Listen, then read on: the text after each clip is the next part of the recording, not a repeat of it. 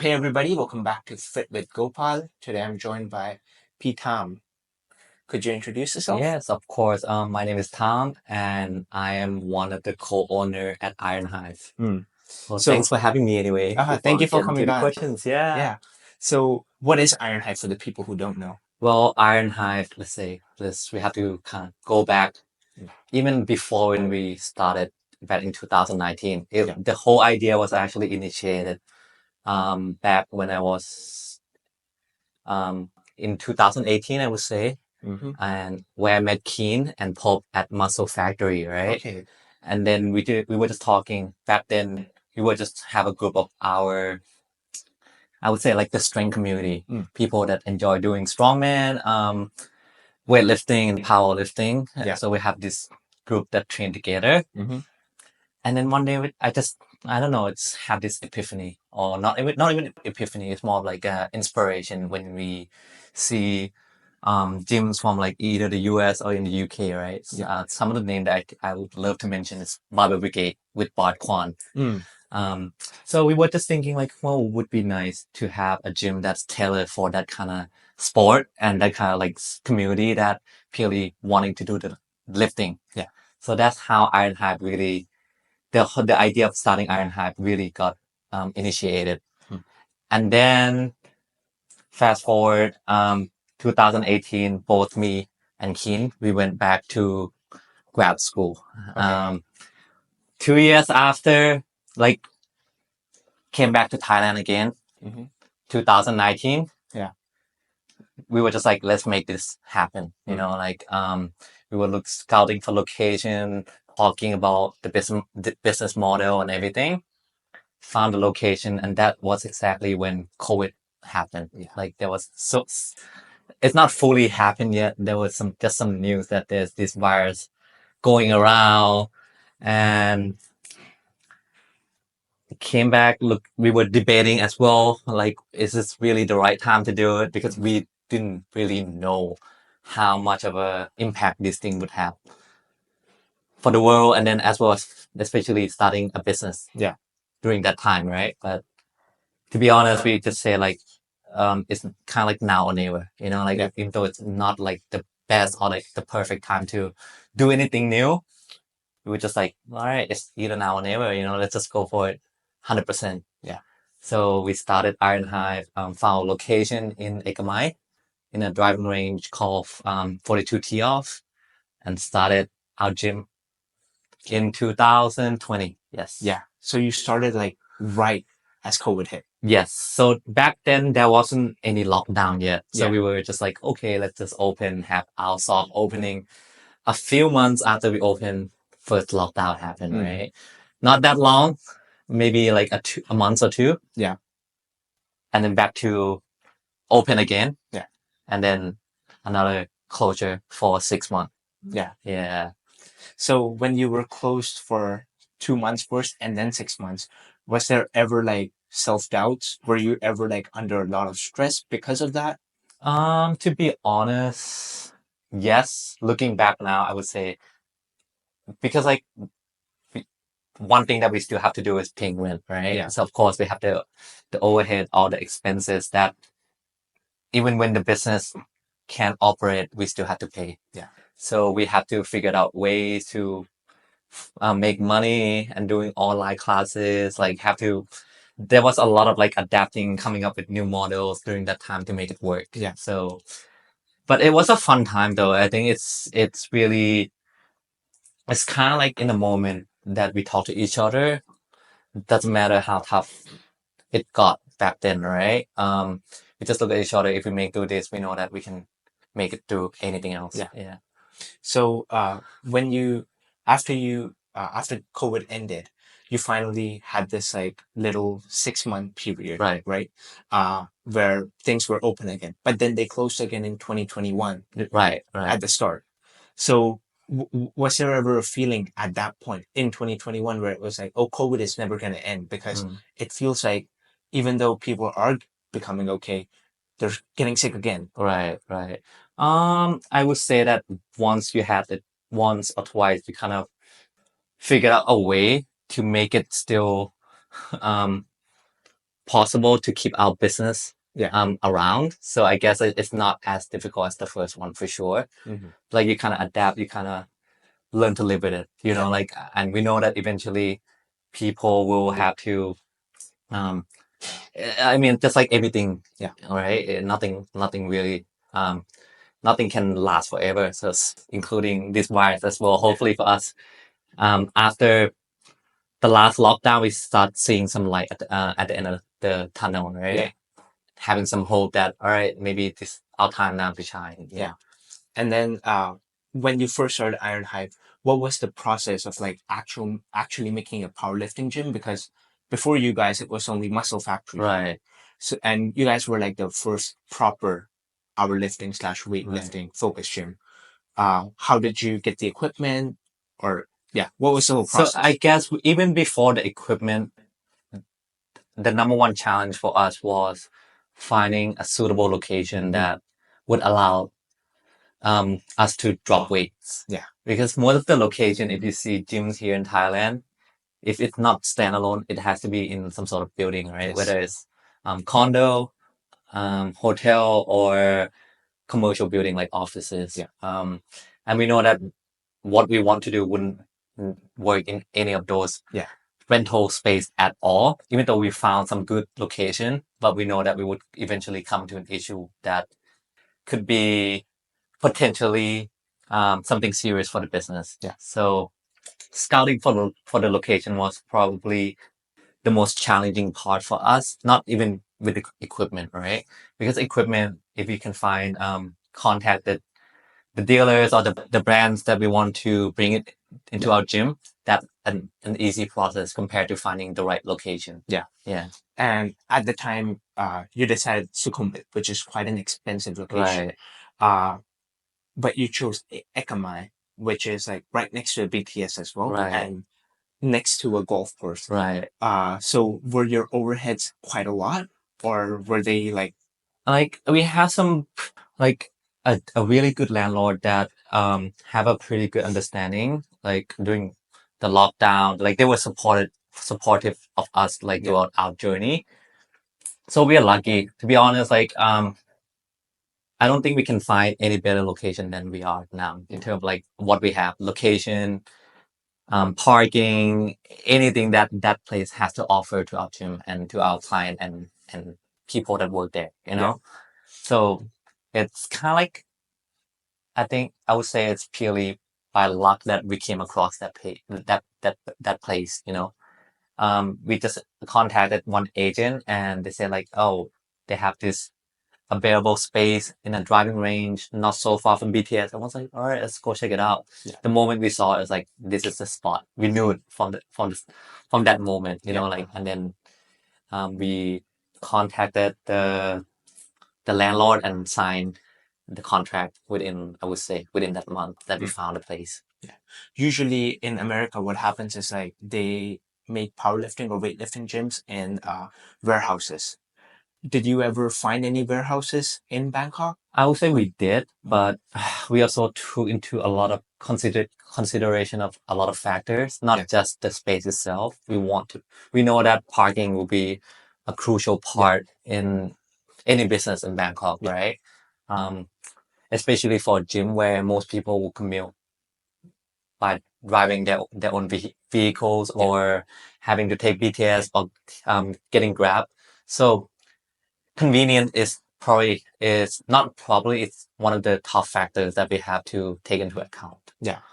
So when we found this spot that offers everything in terms of convenience, to be honest, like we just take it. And even though the shape of the building might not be ideal, like when you talk about warehouse in the US, right? The ideal kind of space would be like that, but we couldn't find anywhere that have it all. So at the end of the day, we have to kind of look at all the factors and kind of like come to that conclusion that this is the best space that we have found. And yeah. And with that building, eventually, can you actually expand? Like maybe build another room or something outside? Because the parking range around the building is quite big. Right. I mean, like I said, the landlord is really receptive when we have ideas, right? So it's really up to us now to propose them any new venture for the gym as well as like for the space that we have. So we're also in the talk right now with them, but we're not sure yet what is going to be like in the next year or like more many years to come. Yeah. But hopefully we're not looking to staying still. We're definitely looking to add some more new parts, new services, a lot of new things to constantly to our gym and business. Yeah. By the way, this is for you. Oh, thank you. So now I want to talk about how you got into lifting. I know you studied in the US. Right. So were you lifting before, or did you go to the US and start lifting? I did, but more of it like for fun, to be honest. I used to play sport back in the uni, right? But so I dedicate most of my time to actually competing and practice in that sport. So gym was just a part of just like keeping up with the strength and improving my performance. Yeah. It's never really like the main part of in my life or in my athletic career at all. But luckily, I was introduced to weightlifting by my roommates at that time, slash my teammates as well. So two of them, Jack and George and Brett, they all really heavily involved in fitness and gym. Even nowadays, like with their career, they're still working around that area. So, and that has a lot of impact on me and what really shaped me to be who I am today. But to be honest, back in the day, I hated going to the gym so much. And my friend would just call me like, they had to drag me outside the room, just come work out with us, you know? I'm the type that enjoy practicing. So what I thought the gym was back then was just like, oh, like, okay, it's nice to like look nice and get jacked and get strong, right? But I didn't feel the fun. So it was only after like I finished uni, came back here, my sport career was over, and I was looking for new things to do. And the closest thing is, what could I do without having to play like a teammates or like opponents to play sport with? I can just go to the gym and work out. Yeah. But luckily, I still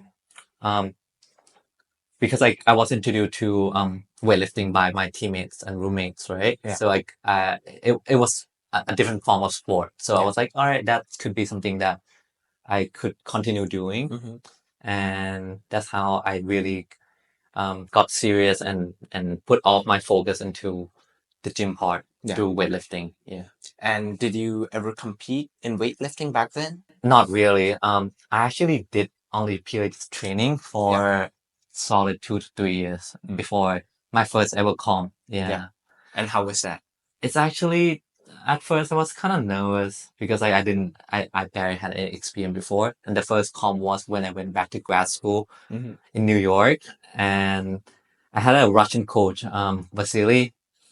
He just convinced me like, hey, you should compete. And I was like, all right, fine, I'll do my first comp there and everything.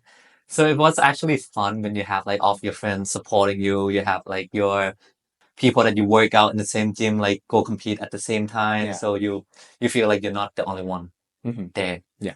So there's still some aspect that even though it's such a really individual sport, right? It's still heavily supported by people around you, including people that you compete against as well. It's so you don't really feel like it's an actual competition. It's more of like a get together with people with have the same passion for the sport. Yeah.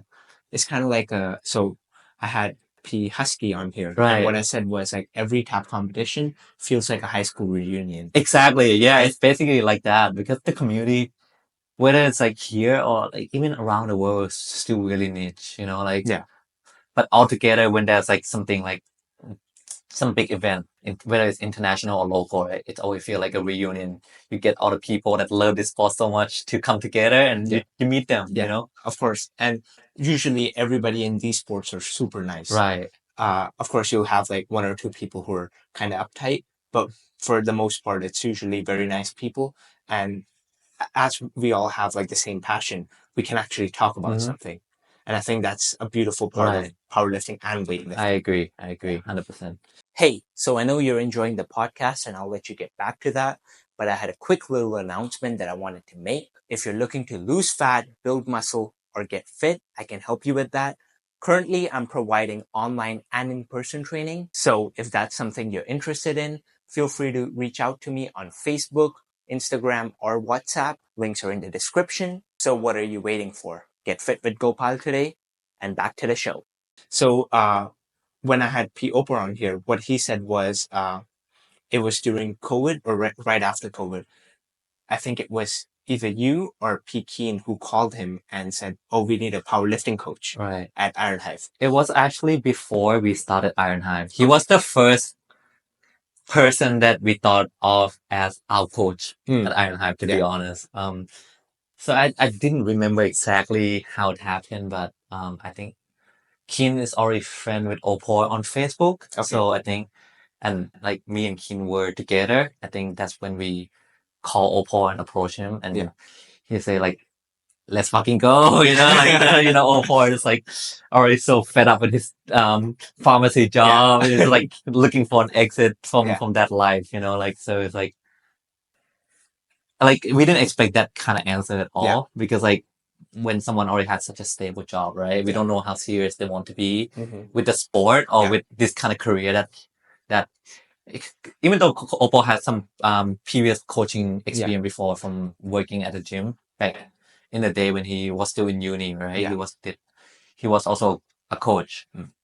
We didn't expect him to move, quitting his job, move to a whole new place to Bangkok, and then and then and then have this as his home now. So we didn't expect the answer to be such an easy yes. And did that add pressure to you, especially during COVID, because people are kind of depending on you? Right. Yeah. For sure. Like we have, like not only we have to find a solution to keep our business alive, right? We have to make sure that people that work for us still have a source of like income. Yeah. So definitely, when you are a business owner, it's not really about yourself anymore. Yeah. It's more you have like even though that's how it started, right? You want to start a business purely because it's your passion. But when you're actually a business owner yourself, I feel like the mentality kind of shifts that it's you see yourself as like even with the people that you work with become like a part of your family. You just have to do whatever you can to make sure that they're growing and they're happy. Yeah. And when you first started IronHive, how long did it take for you guys to be profitable? I would say it's still like ups and down, right? Because like I said, during lockdown, of course we had to use money that from the months that we make profit to cover all the expenses that we cannot run the operation at all. So I would say it's in the beginning it was like um a lot of challenges. But after a while everything just became more settled, to be honest. Yeah. And there are a lot of people who say in Bangkok, it's really hard to start a gym and make it profitable because a lot of these gyms, especially commercial ones, are bleeding money. Unless you're like a big franchise gym, like Jets or something, you're bleeding money. Would you say that's true? I would say it's true to a certain extent. But there are some standalone gyms, right, that actually seem to doing really, really well. But it's all had to start with passion, to be honest. Like when you see small boutique gyms, first thing you can assume people that are in it. Number one thing that inspired them to start that business is not because of money. Because like if we were to care about purely just money, I would say there's way million other things out there that's probably more more suitable for that goal than just like coming to fitness. So passion, I would say, is number one thing. No matter what you do, how profitable you are, it has to be driven from your character and your need and your passion that you want to really be in this business. What usually happens is like people start with passion, but then they start to see money and then they become kind of like really focused on the money rather than the passion. and they kind of lose focus and only do things like they'll do sponsorships with certain brands who they don't really like Right. just for the money, just to grow their business, even though that's not what they're passionate about. Right. Has that happened with IronHive? I would say like after a while you realize that you can't just focus purely on the passion alone, right? Yeah. You also need to have a good understanding of the business side, and that, like when we first started, I never really owned a business before. Not a, the co-owner had a business before as well. So it's a learning process for us as well to get to this point. And after a while, the key is just having the right balance, right? Not too much on the passion, not too much on the business, but having, like, I guess like the number one key is just being as long as you're fair and to everyone, whether yourself, to the client, to the people that you work with.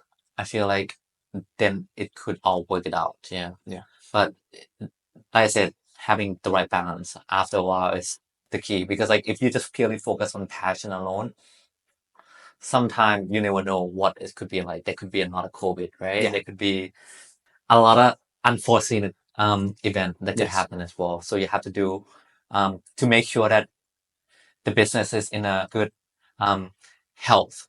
Yeah. That when anything unexpected happen, you know that you'll be okay. Yeah.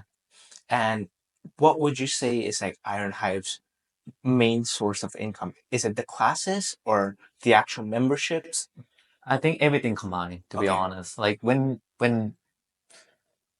we really look at what we do, right? Yeah. We are I would say that we are unique because like we don't really focus on one part of, or even the sport that we do. Yeah. We try to do many things, have a lot of variety, and whether in terms like the sport, the classes, or the services. Yeah. Yeah. So we really pride ourselves in making ourselves as like the jack of all trades. Yeah. Yeah. And I think you guys also do like you guys sell a lot of products as well. Right. Like merch like this, which I think is still on sale, right? Right. We try to do more. Yeah. Please stay tuned to the next collection that's coming. Yeah. Which will probably be like next year. Oh, hopefully before the end of this year. Okay. Yeah. That's gonna Hopefully. be exciting. Yeah. Yeah. And also you guys sell like protein bars, protein shakes, Right. which is common for like commercial gyms, but standalone gyms usually don't sell products like that. They'll or if they do, they'll probably be buying it from the market. Right. But you guys actually buy it from the actual companies, right? So there's this chicken breast smoothie. Right. That's our best seller. That's the best thing ever. I remember I was talking to my coach, P Job, Right. and one day he was like, "Oh, you need to try. I believe it's called Max. Yes. Yes. You have to try Max. It's amazing." And I was like, "Oh, where did you get it?" He was like, "I don't know. I just got it somewhere." And then one day I went to IronHive and I saw it. Right. And when I tasted the mango flavor, I was like, "This doesn't Blew your taste like mind. Yeah. this." Not you at don't. all. You couldn't even feel the texture of the chicken. Exactly. Right. Yeah. It's just really smooth. When you drink it, it just really go down Yeah. to your stomach really Exactly. easily. Right. Yeah.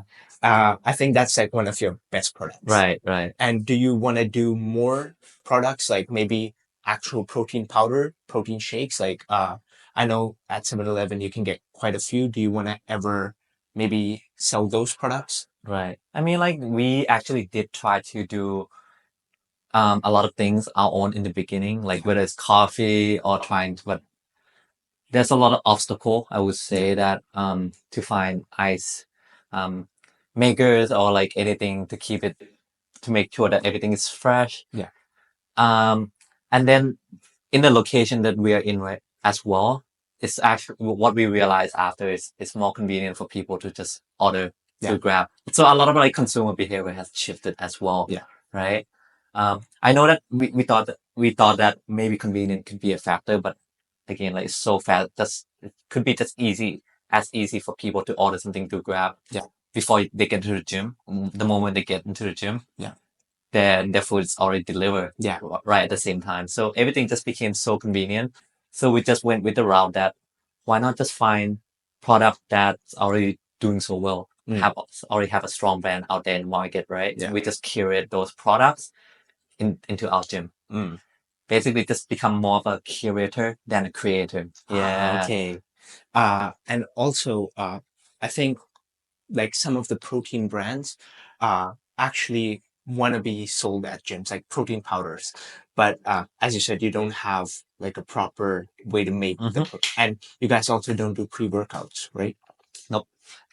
Is that something that you maybe want to do in the future? Well, we can definitely have that discussion back again in the future, but as of now, I think we're happy with having sourcing products from other brands and from like people that already doing so well. That going back to pre-workout, right? Like back in the day when I first started going to the gym, that's what I used to take as a source of caffeine. Yeah. But now what I see is like people order coffee everywhere. Like, people just get coffee instead because it's healthier, right? It's made from natural product. It's not nothing in the shape or form of powder. Yeah. So I guess like maybe it's the way that it's what people prefer nowadays. Yeah. You know, getting the ingredient that they feel like it's real. It's not like manufactured. Yeah. No, nothing to attack a lot against the like protein powder or like food supplement out there. Yeah. I think they're great. Yeah. But it's just something that we feel like it doesn't really work in our place. That's all. Yeah. And do you guys have like somebody who's doing the marketing side of the things, or like somebody who's looking at analytics, or is it all just you, Peking, and Peepop? So that's how we started in the beginning. It's Peepop. We just have him as the face, the sole PR person for the gym, right? Got like a public figure. Yeah. And the first 2 years, it's all started until like on the back end. It's mainly just me and King helping each other. Yeah. And then luckily we start forming as our team grew bigger, right? We need to hire people and have more manpower to come help. And that's when we starting more of the management team that we have now, having Sunday being the gym manager. Yeah.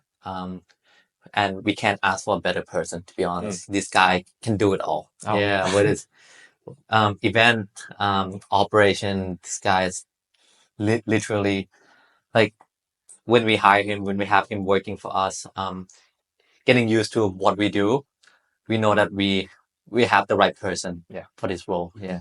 And you didn't have a job before starting IronHive, right? I actually did 9 to 5. Okay. Corporate job, almost 2 years before going back to grad school and deciding to open IronHive. Yeah. And was that job in Thailand? It was in Thailand, but it's nothing related to fitness at all. What was the field, if you don't mind? E-commerce. Oh, okay. Yeah. Was that fun for you, or did you also hate your job? I would say that I enjoyed when I first started because I was still really young and really wanting to learn. So anything that like I never really worked before. I did a few internships here and there, but that was my first actual job. So in the beginning, I really enjoyed meeting new people. But after a while, I just realized that corporate job is not something for me. Yeah. And like right after work, the first place that I usually go to is the gym, and that's usually the most exciting part of my days. Leaving work and going straight to the gym. And then that's where I met the people that I do business with right now and I work with. Is to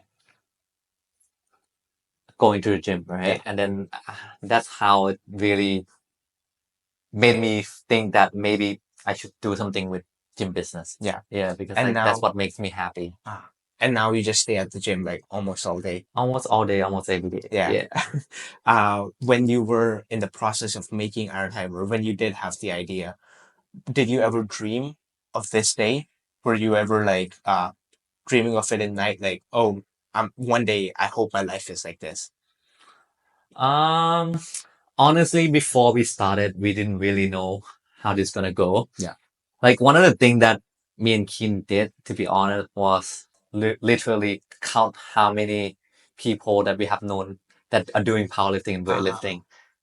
Okay. And see of like how many people from that list could potentially become our member. So that's the only way we can gauge how many members we could have, like, or we might have when we open the gym. And what was the number? Do you remember? Honestly, we just had the goal that if we have 100 members, we would be happy. And we actually did have over that in the first year. And to be honest, that was the only goal I had for the business. I didn't think that far ahead. Yeah. More than just that number, that milestone, you know. But now IronHive is bigger than ever. Yeah, it's bigger than ever. Yeah. And I think if you guys like keep on expanding, you can maybe even go into the thousands. Well, if not, if hope. you are. that could be dream come true for me now. Yeah. And do you ever want to expand IronHive? Maybe have another branch of IronHive? Because this one is in Sukhumvit. Right. From like this area, Silom, it's quite far away. Right. Would you ever want to do one maybe around Silom or some other area? I would say that that question actually has come back and forth quite a lot throughout our business journey. And to be honest, like the way that we look at IronHive and how, and even like just to understand why people come to our gym, right? Is you can't avoid. Yes, we have one thing that I would say, and I'm like could really proudly say it.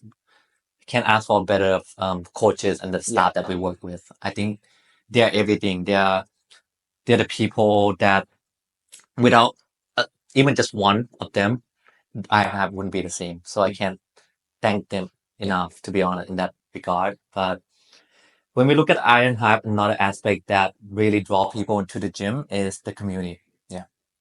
And to open another branch and to replicate a community, that would be extremely difficult, right? Yeah. How can I find another one like Opoy? How can I find another one like Pope to be the face of it, to really be the core that keep it and create the community there? Yeah. That is something that, to be honest, like we can't, like we still don't have that answer. Yeah. That's the main reason why instead like expanding to having more branches, what we still constantly thinking is what else we can do with the location that we have. Is there still more room for us to expand vertically or horizontally, with the space that we have? We kind of look at expansion in that regard more than just opening another branch, because at least we still can keep the core aspect, the community that we already have built, the coaches that we already have, the staff that we already have. Yeah. But I think the thing is, with IronHive, the community is a big aspect, but also you guys are like one of the only powerlifting and weightlifting focused gyms. Right. So if you open one in Silom, the powerlifters who live here, let's say Silom, let's just say any area, the powerlifters who live here would go there, and that community would automatically be built. Right. It could be true, but the thing is, just to go back to that question you asked me about between passion and business, right? If we fully just focus on passion, definitely we would like to have IronHive or even just any gyms at all being in every corner of Thailand, of Bangkok. I don't like whatever we can do to help the community here growing, whether it's the gym that we do it ourselves or like other gyms, other owners that are looking to open a gym. I feel like it would fulfill my dream or my goal in the same way. It doesn't have to always be IronHive. That's how I see it. Yeah. So, have you ever thought about having like sister gyms? Like recently, CJ, Coach CJ, opened one in Pattaya. It's called Eastside Barbell. Right. And it's also a powerlifting gym. Have you ever thought about maybe reaching out to him and asking him, like, oh, would you like to be a sister gym, so that people, when they do travel to Pattaya, they can go there, and when their client base travels to Bangkok, they can go to IronHive? We actually did have some sort of kind of like partnership and some sort of like joint membership like that, but not with anyone in Thailand yet. Okay. But we did have a few discussion with couple of gyms in Australia. Like we have like Uplift and Athletica. We have two weightlifting gyms in Australia. Like coming people from there like to come train at our gym a lot. Yeah. Or like a lot of like Singaporean community in powerlifting and weightlifting, right? Yeah. They also travel quite often to Bangkok. Like sometimes the gym owner would reach out to us that, hey, they have this group of people that would like to come train at your gym. Can you curate a package or a Yeah. time that would make it possible for them to come train? Yeah. So we would have some sort of like more of like a joint Like a collaboration. more like a collaboration. Yes. And do you want to do it with the gyms in Thailand? Would love to be Yeah. honest. Like if, like I said, it doesn't even have to be weightlifting or Yeah. powerlifting. Could be just anyone, right? We actually going back to local, right? We actually did try to promote it with a lot of businesses. Yeah. Like partnership, I think is the way to go now. Yeah. But making it sustainable is the key that I guess it still need a lot of work. Yeah. Like finding partners, doing collaboration is not that difficult, but making it sustainable. Yeah. And long term, I think that's the challenge, more like the challenge. And you guys have also collaborated with Fit Thailand. Yes. So there's a weightlifting course, I believe. Do you want to do more courses with Fit, especially for powerlifting? We would love to do more, and I think we have talked to Fit as well, but and they're actually open to any courses that would make us promoting the sport that we do or the classes that we do at IronHive. That other trainers or other people that are interested in learning more can really truly learn like the know-how in those sport, right? In order to grow and help it spread to other places, in other gyms, in other corners as well. So that's our goal. Like, but when we talk to the head, right, we haven't find the suitable time or like, or the right kind of idea to really start something yet. But it's something that we look to explore for sure. Yeah. I think Fit currently has a barbell basics 101 course, which P-Job does. P-Job, yeah. Yeah. So I think you could do something like that for powerlifting. Right. Or in Q3, P. Opar was talking about doing like referee courses for tap. Right. So maybe it could be an IronHive X tap. Right. X Fit. Exactly. Exactly. Yeah. Like powerlifting was actually the sport that I thought about after successfully doing weightlifting courses with Fit, right? I talked to Opal and he interested and just giving the guy to like sort out his tap stuff work. Yeah. So I was like, yeah, Opal, just focus on that first. Let me know when everything is settled, when you feel like you have time and space to do more things now. Let's just explore that opportunity because is another avenue for the sport to be grown, right? Yeah. So. And you also volunteer or work for TAP, right? Mainly, I have been part of like in weightlifting and powerlifting. I would say that whatever I can help, like I'm always gonna be there. You know, like So with TAP, I have been kind of like overseeing the scoring, kind of like the scoring manager role. I mean, I'm not really big fan of like having role or anything, but that was the main responsibility when every time TAP has a competition. Yeah. Yeah, I remember like after every attempt, I always look to the left and I see. And so ever since we have com at IronHive, I have always been I would say 99% of the com except the previous one, which was outside the country, so I couldn't help. But whenever I'm here, I'm always gonna be there at tap competition. Yeah. And do you ever wanna maybe expand IronHive to maybe another country? Well, if there's any interested investor that wanting to put some ideas or like some business plan, I'm open. But as of now, like with our team, no, to be honest, So I know Pekin currently lives in Korea. Yes. Right. So has he ever thought about now I'm not sure if you want to speak on his behalf, but has he ever thought about starting an IronHive in Korea? Actually, that's a good question, but which I actually never asked myself. So I think it's best if you ask him that question yourself. Yeah.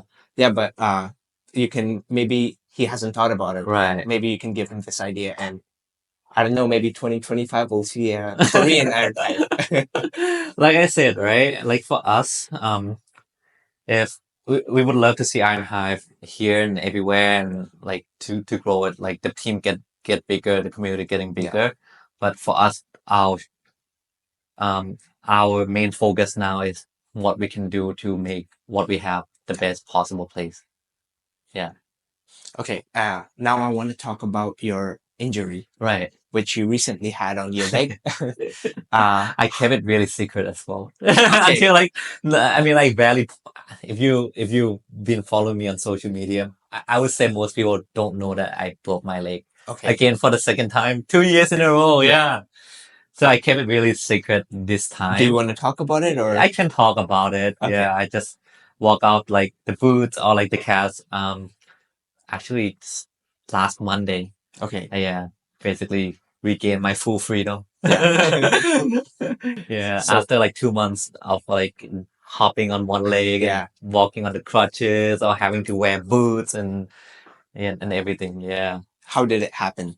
From my new discovered hobby, Okay. riding motorcycle. Yeah. So it's a new hobby. It wasn't. Yeah, it was a new hobby. It's new passion as Okay. well. So what exactly happened when you were riding? So I the got motorcycle? into you mean like the accident, Yeah. or yeah, basically got into an accident. I didn't hit the person, but the car was cut me off, and then grabbed the brake really hard and fell. And next thing, I stood up from the ground, right, and realized there was something wrong with my ankle. So that's the moment I was like, oh damn, something happened again. Yeah, like it's just a misfortunate event. Yeah. Yeah, I was on the way back home from meeting with my friends. Yeah. Yeah.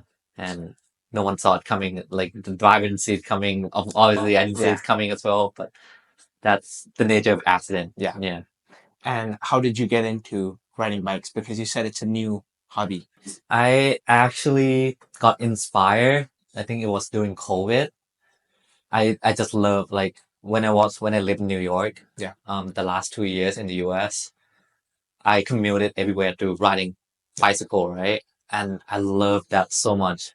The feeling that I could feel the air, can really hear everything, like everything in the surround, like around me. Yeah. I could just absorb it. Mm. And in Thailand, like I mean, it would be nice if the road and every like the places that people can go to is more um it's more supportive for people that want to ride bicycle. But Yeah. so I was like, nah, no way, no way in hell that I will ride bicycle here in Bangkok. So I was like, what is the closest thing that I can do? That similar to riding Yeah. bicycle, right? It's riding motorbike. Mm.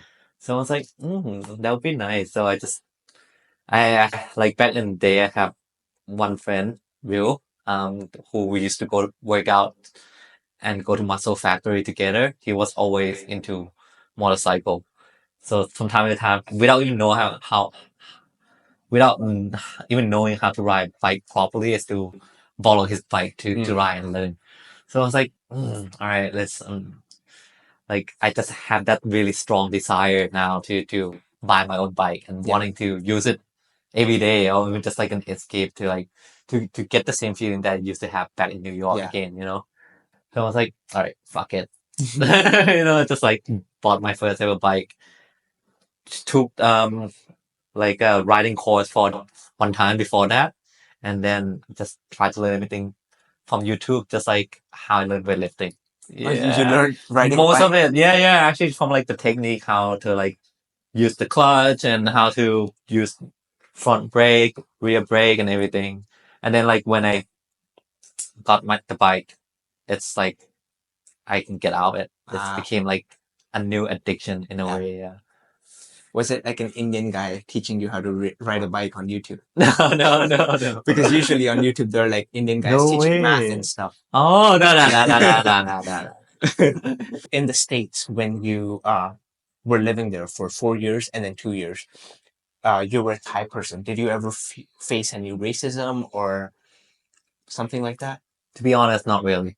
Like even when I played sport, I was the only foreigner and the only Asian on the team. and the rest of the team are just local people, So to be honest, they were really nice and made me felt really inclusive. Yeah. And being part of like the team and the family and yeah, of everything. So I never really encountered any racism when I was there. Yeah.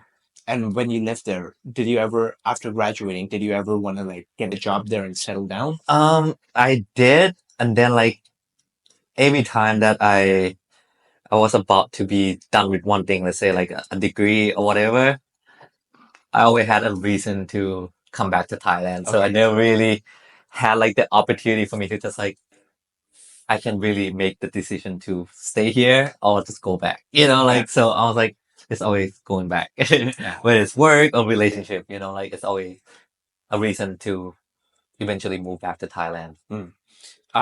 If you did move to America, how different would you say your life would be right now? Oh, I think different in every single way. Mm. Like the group of friends that I hung out, like when I moved back, I still kept in touch with all of my friends here, especially the friend that I made through the fitness community. Yeah.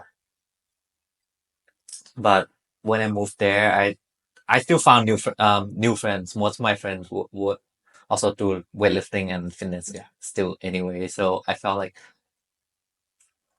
it would still be different though, even though my passions might still be the same. Yeah. The goal, what I do, will be drastically different. Do you think you would have maybe started a gym there? Most likely, no. No. I would probably work a 9 to 5. Yeah. And how happy would you say you are with IronHive so far? Really happy. Like no matter what happened, like whether we're here forever or like even just like 5 years, 1 year or whatever, like I'm really happy. Like everything about IronHive has exceeded my expectation. Yeah. Yeah. And currently, how many coaches slash staff do you have at IronHive? To be honest, sometimes I lost track of the exact number. Yeah. What we have, definitely have close. If not close, then it's over 20 people. 20 people. Yeah. So you started with 3? Three. Or 4? I mean like with coaches, maybe in the beginning might be close to 10. So we definitely have double and almost, I would say, triple the amount of like employees that we have. Yeah. Also, I've seen that you guys hire from outside of Thailand as well, right? Right. So when you bring over the people from, let's say, America, is the process of like getting them a work permit and stuff hard? It's definitely not an easy process, right? But when we look at IronHive, like just like what people see Bangkok, right? You have a perfect blend of local and expats. Yeah. So that's the way that we want to make IronHive kind of feel that way as well. Not purely tailored for local or not purely tailored for expat. We just want to have that community where doesn't matter if you're from here or like from anywhere in the world. Yeah. You can feel like everyone can coexist and can share the same passion. Yeah. Can share any passion, anything that they have in their life with the people that are in the same facility, And are you looking for like new people? Like, are you hiring new people? As of now, not yet, but Okay. we'll see. Yeah. Depending on the direction that we will move forward. Yeah, in next year or so. Okay. So I'm guessing if you expand the gym, if you like maybe go up vertically, maybe have another floor, you will hire more coaches and more if we have staff. more spaces, definitely we'll have to find new services or even like any kind of like offering to also make use of all the new space that we have as well. So yes, that eventually we'll have to think of like whether we need a new role or not. Yeah. Also, the working model for coaches in IronHive is quite different to normal gyms. At normal gyms, what happens is like people will hire the trainers and they'll need to stay, like, let's say their shift is from 9 a.m. to 5 p.m. Right. They'll need to stay for that whole 8 hours, even though they don't have any clients. Whereas at IronHive, you only go in when you have a client, right? Or when you have a class. Yeah, or when you have a class. So why did you decide to go with that format rather than going with the traditional way? Because like we want to make our workspace or even the business feel as if it's not really a workplace. Okay. To be honest, like I feel like I came from. I used to like when I did corporate work, right? I literally could finish off my work someday like so fast. Yeah. And the reason like, but with the kind of like setting, it requires you to also have to really be there until your shift or your work hour is over, right? I feel like when you're really being put in that kind of environment, it really drain a lot of like, even though it's everything you do, it could be what you're passionate about, but the requirement that you have to be there, I don't want it to be a big part that, oh, if you don't have anything to do, like you're required to be here. Yeah. You know, like as long as you get the job done, that's all. As long as you do your job, that's all we ask of you, to be honest. We really want people to have their work-life balance and also have time, most importantly, have time to train them for themselves, have time to compete and have time to prep for anything that they're passionate about. Yeah. Not just purely doing their job. Yeah. And do you guys spend any revenue on marketing or like advertising IronHive? In the beginning, almost not at all. Yeah. So how we did marketing in the beginning, like we have a clear role, right? Anything related to content marketing, I was in charge. Yeah. And then Keen was purely everything on the operation side, before purely just coaching and also PR. Yeah. So, and then like as our team grew bigger, we hired manager, like I told you. And then we hired Pep and Dil Yeah. to be our content creator, Yeah. doing video and photography and everything. So our team grew bigger. And so at one point we also have Grace as well. So last year our team was actually at the biggest. Oh wow. Yeah. And I actually saw you in one of the videos. I think it was one of the merch drops. Yes, yes. You were on a bike. Controversial. Yeah. That was a really fun way of promoting. Right. And I think so whose idea was that? Was that your idea? It's actually my idea. Yeah. Yeah. I think if you can do more of that, something like that, I think it can actually garner more attention to your gym. Definitely, yeah. Yeah. Because like our philosophy of how we brand IronHive, right? We just want it to be the place that people see as fun, Yeah. as friendly, as like goofy, as like a playground in a Yeah. way. You know, like doesn't matter if you're how old you are, but the most important thing, we also need to keep it professional as well, Yeah, of right? course. But again, work hard, play hard. Yeah. That's probably Of course. our philosophy. Yes. Yeah. And I think with most weightlifting gyms and powerlifting gyms, it can be quite intimidating because there are these people like, Right. for example, if you go to IronHive and you see Pete Opor squatting 300, you'll be like, oh my God, I can't do that. Or sorry, deadlifting 300, you'll be Right. like, oh, that guy is so scary. This is not my place to be. But I think with IronHive, you guys have a good blend of everything. And when you do show your goofy side on social Right. media, people feel more invited. That's actually, I mean, thank you for speaking for me then, because like that's the whole point. To be honest, like we want to highlight not just showing how crazy the people that go to IronHive can live. You know, like it's not.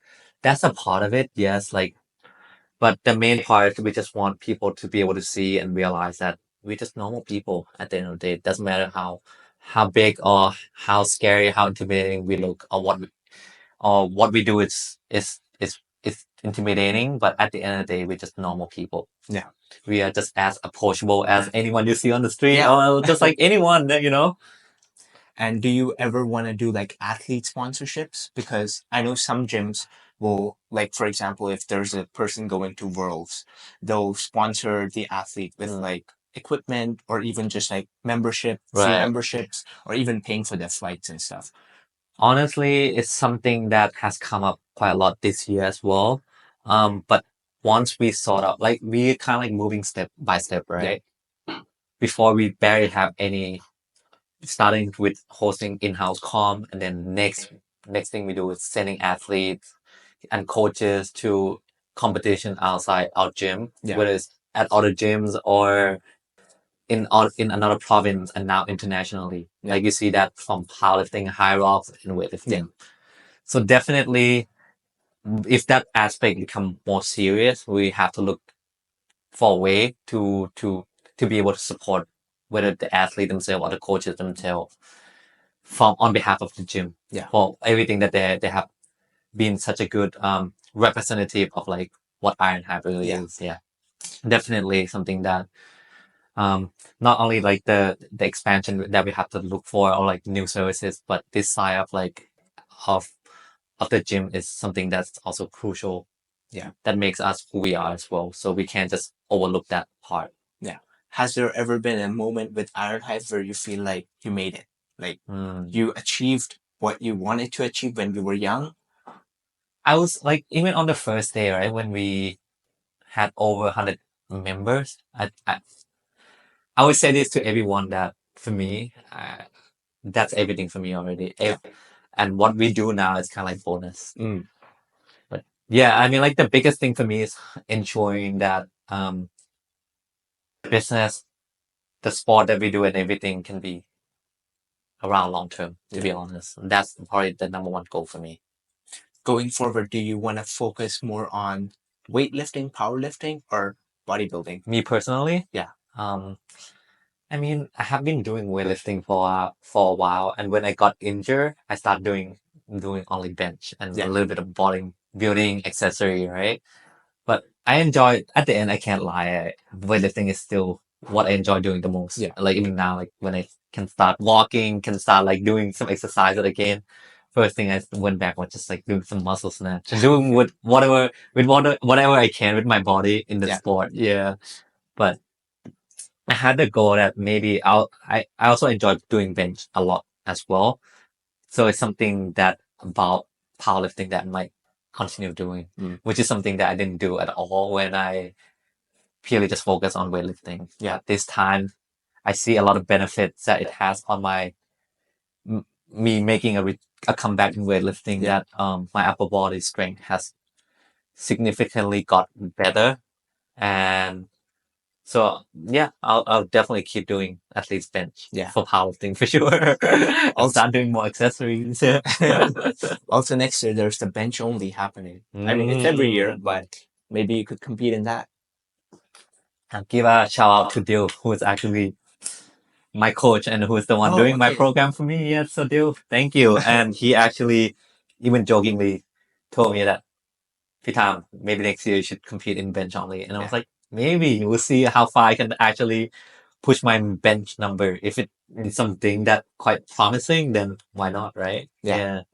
I think Dew is actually quite good at programming and stuff, because I've had a lot of his athletes on here and they're like, oh, my bench increased by this, my deadlift increased by this, and I'm like, oh, he's probably pretty good at it. I mean, like you gotta tell this guy to come back and lift more, get back to his lifting seriously more. You can't just focus on coaching other people, Deal. Yeah, but he's a great guy, great athlete, great coach as well. Yeah. And now talking about IronHive, do you guys want to focus more on bodybuilding? Because currently, you have like a small section for accessory work. If you do expand, would you add more machines, more It's still up on a debate for us right now. We are evaluating what is, if we were to get new space, where it would be. If it's exactly what we want, then we have to come up with what would work really well in line with what we already offer as a gym, right? And then we want to see everything as extension. We still see a lot of room that we can even maximize what we do now and elevate it to the next level. Because like what we do, I feel like there's still a lot of room, like I said, to make it better. So either that space will be to, I don't know, like to facilitate the services that we have in order to provide better experience for the clients, or if we could, or if we realize that we still have some room left to explore something new, then it's still really up for the debate, to be honest. One last question. Sure. Whenever I go to IronHive, I never see a proper cardio machine. What is the reason behind that? Well, because like Are you mainly talking about treadmill? Let's say treadmill. I don't think you guys have like cycles. Right. Because like the only cardio machines that we have are skiers, rowing machine, and the bike, air bike, right? But beside that, we are really privileged with such a spacious parking lot. So anything involved with running, which is like it's nicer to go run outside. And no, but to be honest, if we look at the reason why we started IronHive, right? If we have those things, yes, it's nice. It might even attract more people because like sometimes when we might get like some drop-in customer coming in, not really knowing what IronHive is, right? Just walk in and be like, oh, I found you guys on Google. Yeah. Can I check out your gym? First thing they ask, you guys don't have treadmill here. I was like, where are all the machines? You know, like we just like we are the thing is that we are staying true to who we are as well. We even like sometimes when the customer asks, then we just even advise them to like, hey, there's a nearby gym that has everything that you're looking for. Then might be better for you to even like show them what gym and how to get there and everything. Because like if we can't serve the customer with the best we can, then we would rather there's so many options out there in the city. You know, like we don't need to do it all. We don't need to try to be everyone, try to be the best in everything. Just at least be the best in what we do. That's it. I think if you do get an additional space, let's say a second floor, having a treadmill would be nice because the view that you get as well. I don't think treadmills cost too much. Like compared to other equipment. It's like anything that has to do with motor or machine, it can be easily broken down. Okay. So that's not really a reason, the main reason, but like it takes a lot of space as well, to be honest, and it's not really like I said, right? If we try to have all those things, that it will just turn us to directly compete with another commercial gym out there. Yeah. What about ellipticals? They don't have a motor, and they don't really take much space. Maybe you can just add one elliptical. Yeah, could be. Yeah, because something that for us to consider for sure. Yes, because a lot of people, like I believe, like a few months ago, I came to IronHive and I was on like my cutting. I was on my cutting mode, so I wanted to do cardio, and I was like, okay, there's no elliptical, there's no treadmill. I could run outside, but it was raining. Right. So the only thing I had was the wind bike, which it's not really that great for steady state cardio. Right. It's great for like high intensity. Right. But if you want to do steady state, I think something like a elliptical or a treadmill is better. Right. So something you guys can consider. Yeah, for sure. Yeah. Well, thank you. Yeah. Thank you for the recommendation for sure. Yeah. I think IronHive is once again like one of the best gyms, one of the best powerlifting and weightlifting gyms in Bangkok.